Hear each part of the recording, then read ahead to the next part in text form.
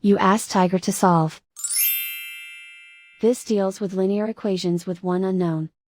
The final result is x equals -3. Let's solve it step by step. Group all constants on the right side of the equation. Add 6 to both sides.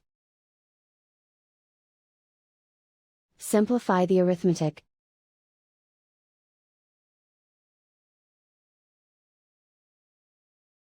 Isolate the x. Divide both sides by 3. Simplify the fraction. Find the greatest common factor of the numerator and denominator. Factor out and cancel the greatest common factor. And so the final result is x equals -3.